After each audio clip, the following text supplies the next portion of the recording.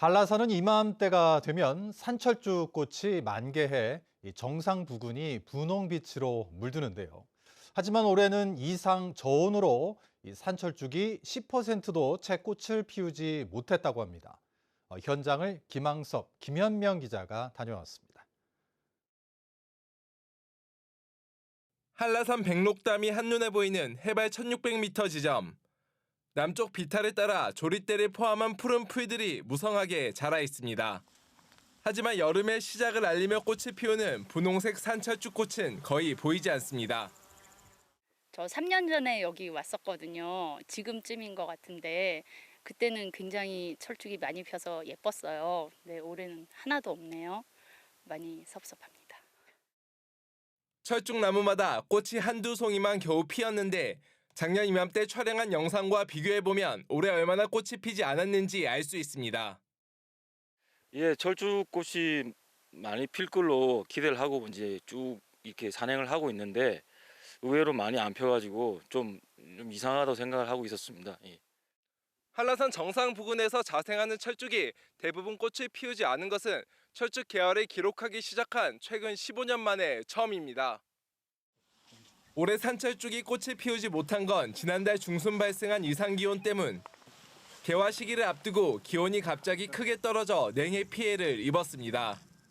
산철쭉이 모여있는 곳은 평년 최저기온이 5도 안팎인데 지난달 14일부터 사흘 동안 갑자기 기온이 영하로 떨어진 겁니다.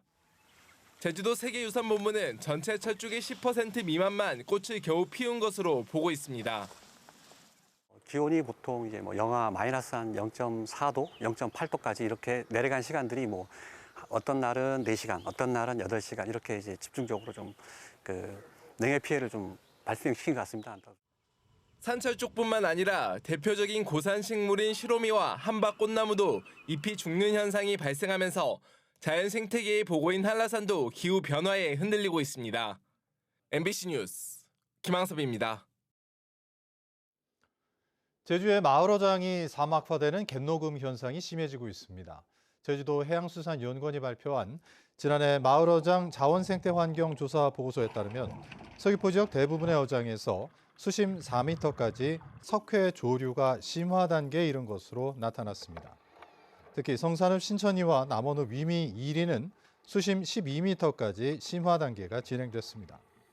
제주 연안에는 해조류가 156종 서식하는데 해양동물의 주요 먹이인 갈조류는 감소한 반면 갯녹음을 일으키는 석회조류 등 홍조류는 70%를 차지하는 것으로 조사됐습니다.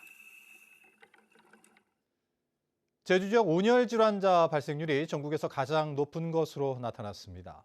제주도 소방안전본부에 따르면 지난해 인구 10만 명당 제주 온열 질환자는 14.5명으로 전국에서 가장 많았습니다. 최근 5년 동안 발생한 온열 질환자는 367명으로 해마다 73.4명이 발생했습니다. 사고 장소로는 작업장이 36.8%, 직업별로는 농업인 종사자가 25.3%, 연령별로는 50대가 27.8%로 가장 많았습니다. 제주 4.3 당시 영문도 모른 채 끌려가 군사재판에서 유죄를 받은 수용인들이 직권 재심을 받아 명예를 회복하고 있는데요. 이번에 60명이 무죄 선고를 받았지만 희생자들은 모두 고인이 됐고 유가족들에게 남은 상처는 지워지지 못한 채 그대로 남아 있습니다. 김하은 기자입니다. 1948년 서귀포의 서귀동에 살던 양청옥 씨. 여느 때처럼 학교를 마치고 돌아오던 길이었습니다. 마을은 이미 불바다가 됐고 집엔 아무도 남아있지 않았습니다. 홀로 남겨진 양청옥 씨는 평생을 한 맺힌 삶을 살았습니다. 제일 한이 쌓인 건 배우지 못한 거. 초등학교라도 했으면 인육 이름제라도 알지만은 그걸 모르거든. 그 8살에 나던 해에 이 4.3 사건 나니까. 오빠인 고 양남학 씨는 1949년 마을이 초토화됐다는 말을 듣고 산으로 들어갔습니다.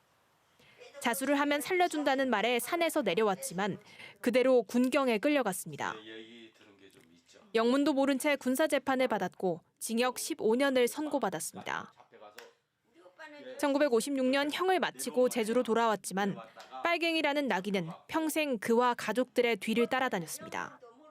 아버지가 어디 도망갔나? 있나 없나? 꼭 체크를 해요. 근데 그게 나중에 보니까 4.3 수영인의 그 빨갱이라고 그래갖고 그게 목록에 또 올라가 있는 거죠. 그걸 또 가슴이 너무 아픈 거라고. 70여 년이 지나서야 한은 풀렸습니다. 양남학 씨를 비롯해 군사재판 희생자 60명이 제대로 된 재판을 받았고 모두 무죄가 선고됐습니다. 피고인들에 대한 각 공소 사실은 각 범죄의 증명이 없는 때에 해당하므로 형사소송법 제325조 후단에 의하여 피고인들에게 각 무죄를 선고하도록 하겠습니다. 주문. 피고인들은 각 무죄. 참 사삼이라는 그 상처가 이렇게 크구나. 완벽한 해결은 아직까지도 다 안 된 것 같아요. 우리 후대까지도 이렇게 그 가슴 아픈 그 상흔이 와 있다는 게 좀 아쉽기는 해요. MBC 뉴스 김하은입니다. 전날 술을 마시고 아침에 일어나 운전대를 잡으시는 분들이 계실 텐데요. 술을 많이 마시면 숙취로도 음주운전 수치가 나오는데 경찰이 불시 단속을 벌여 1시간 만에 2명을 적발했습니다. 이따금 기자가 보도합니다. 출근길이 끝나 한적해진 제주시 서부 지역의 한 도로. 경찰이 불시 음주 단속을 벌입니다. 운전 중입니다. 후불어 주십시오. 네, 감사합니다. 음주 감지기가 울려 갓길로 빠지는 차량. 차에서 내린 운전자는 단속 장비가 잘못 감지된 걸 확인하고 안도하며 차에 오릅니다. 10분 만에 또 적발된 다른 운전자. 만약에 나온 수치에 이의가 있으면 체열을 할 수 있어요. 네, 해보겠습니다. 시작. 더 됐습니다. 측정 결과 혈중 알코올 농도는 0.037%, 면허 정지 수치입니다. 어제 저녁 집에서 술을 마시고 밭에 가기 위해 운전대를 잡았지만 10km 거리를 음주운전한 혐의로 적발됐습니다. 어제 몇 시까지 드셨습니까? 8시. 한 저녁 8시. 저녁 8시요?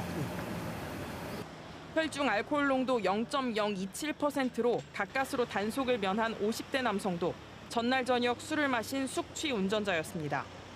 음주 단속이 이루어진 지 1시간 동안 2명이 적발돼 1명이 면허 정지 처분을 받고 다른 1명이 단속 수치 미달로 훈방 조치됐습니다. 올 들어 5월까지 경찰의 단속에 걸려 면허 정지나 취소 처분을 받은 운전자는 1,050여 명. 저녁 7시부터 새벽 4시 사이가 660여 명으로 가장 많았지만 새벽 5시부터 오전 11시 사이에도 200명이 넘었습니다. 알코올 농도에 따라 가지고 음주운전에 대한 사고인이 항상 존재하기 때문에 술을 드시고 그 다음 아침에 술이 깨지 않았다 판단되면 반드시 차를 두고 대중교통을 이용하시기 바랍니다. 경찰은 오전과 오후, 야간 등 때를 가리지 않고 불시 음주운전 단속을 진행할 계획입니다. MBC 뉴스 이따금입니다. 경기 침체 여파로 경매에 넘어간 부동산이 크게 늘었습니다. 부동산 경매 전문 기업인 지지옥션에 따르면 올해 5월까지 제주지방법원에서 진행된 경매 물건은 2,425건으로 지난해 같은 기간보다 2배 넘게 증가했습니다. 특히 업무와 상업시설이 3배 이상 급증했는데 관광지 특성상 일반 주거용보다 상업시설이 크게 영향을 받는 것으로 분석됩니다. 제주 지역 미분양 주택이 사상 최대를 기록한 가운데 준공후 미분양 주택도 역대 최고치를 기록했습니다. 제주도에 따르면 지난 4월 기준 준공후 미분양 주택은 1,200여 채로 제주도가 통계를 작성하기 시작한 2018년 이후 가장 많았습니다. 또 읍면 지역 미분양 주택이 1,700여 채로 전체 물량의 61%를 차지했는데 제주시 애월읍이 600채로 가장 많았고 서귀포시 대정읍과 안덕면 순이었습니다.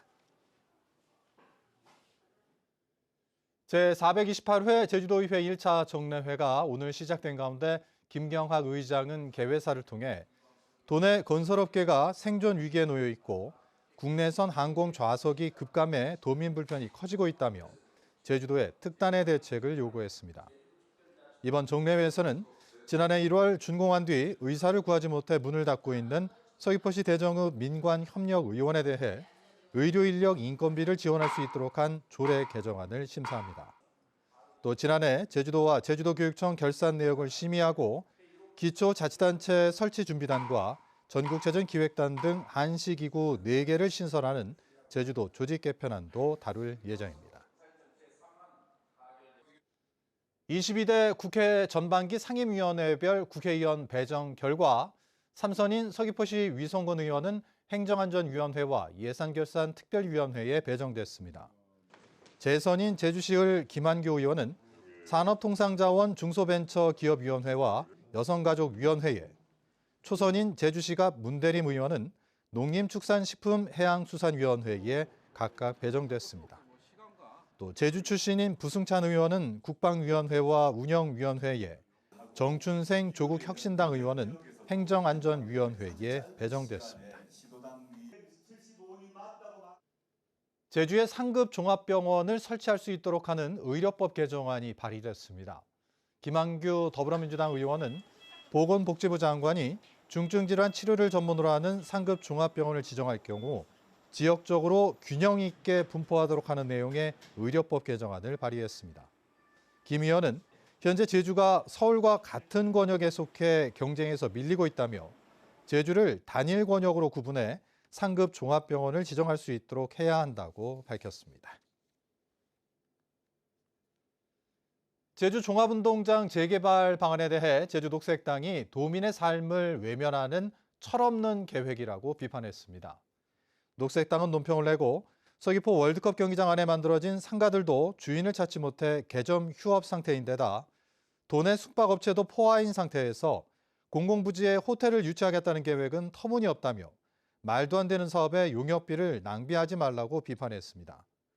제주도는 시설이 노후화된 제주 종합운동장을 철거하고 사업비 7천억 원을 들여 호텔과 면세점, 수영장과 헬스장 등이 들어서는 제주 종합 스포츠타운 설립을 추진 중입니다. 오늘 오후 5시 10분쯤 제주시 오라 이동의 한 도로를 달리던 버스에서 불이 나 20여 분 만에 진화됐습니다. 이 불로 버스 뒷바퀴가 탔지만 버스에 타고 있던 30명은 모두 대피해 다행히 인명피해는 없었습니다. 소방당국은 브레이크 과열로 불이 난 것으로 보고 정확한 화재 원인을 조사하고 있습니다. 제주도 하반기 정기 인사가 다음 달 9일자로 실시됩니다. 제주도는 올 하반기 정기 인사 방향과 일정을 공개하고 민선 8기 후반기 출범에 맞춰 도정 핵심 분야에 역량 있는 인재를 배치하는 데 주안점을 둘 계획이라고 밝혔습니다.